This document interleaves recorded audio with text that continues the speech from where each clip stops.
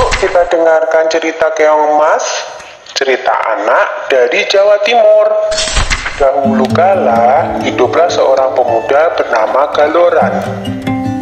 Orang tuanya adalah orang yang terpandang dan disegani di desa. Namun, Galoran suka foya-foya dan bermalas-malasan, menghamburkan harta kedua orang tuanya hingga mereka tiada. Maka habislah harta bendanya. Seorang wanita kaya raya menjadikannya suami. Wanita itu memiliki seorang anak perempuan yang rajin dan pandai menenun bernama Jambean. Jambean yang rajin bekerja itu sering menasehati ayah tirinya agar tidak bermalas-malasan saja. Nasihat itu justru membuat Galoran muka. Beraninya dia menasehati orang tua. Patutkah itu? Galoran marah. Ibu Jambean berusaha membela Jambean. Tetapi apa daya, sekarang engkau harus memilih, aku atau anakmu, ancam Galoran. Hati ibu Jambean sangat sedih mendengar perkataan Galoran. Dia menangis siang malam karena bingung. Suatu hari dia memanggil anaknya. Jambean anakku, kemarilah nak, serunya lirih. Jambean langsung menghampiri ibunya yang tengah bersedih. Mengapa emak bersedih saja? Tanyanya dengan iba. Maka diceritakanlah rencana Galoran yang berniat mengusir Jambean dari rumah. Dengan sedih, Jambean pun berkata, "Sudahlah mak, jangan bersedih, biar aku yang mengalah.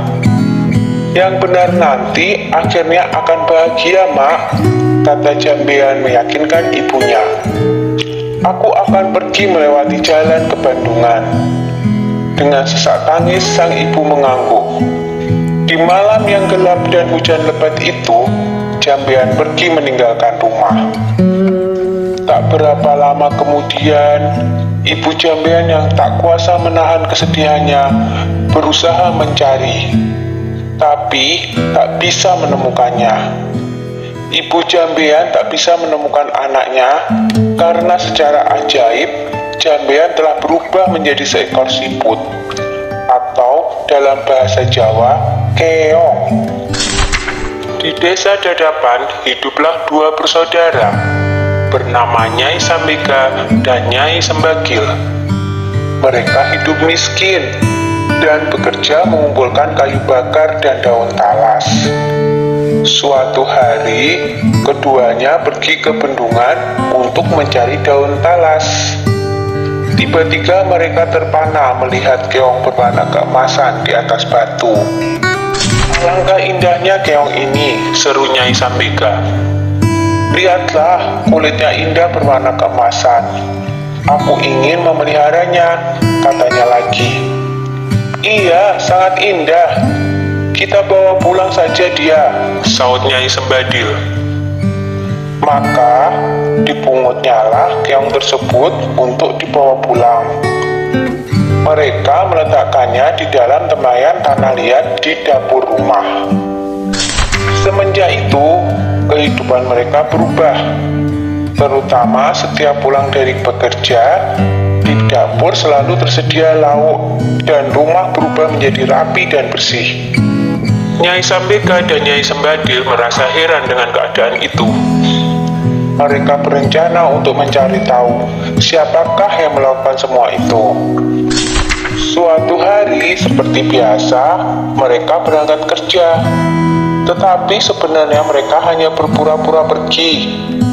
Setelah agak jauh dari rumah, mereka kembali menyelinap ke belakang rumah menuju dapur. Dari dapur terdengar suara seorang sedang memasak. Keduanya sangat terkejut saat melihat seorang gadis cantik keluar dari tempayan tanah liat tempat keong emas peliharaan mereka. tentu dia adalah jelmaan dari keong emas itu, bisik Nyai Sembaga.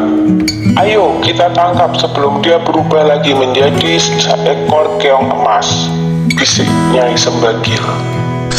Dengan mengendap-endap, mereka masuk ke dapur. Lalu ditangkaplah gadis yang sedang memasak itu. Jambean awalnya takut, tetapi akhirnya bisa tenang. "Siapakah kamu, nak?"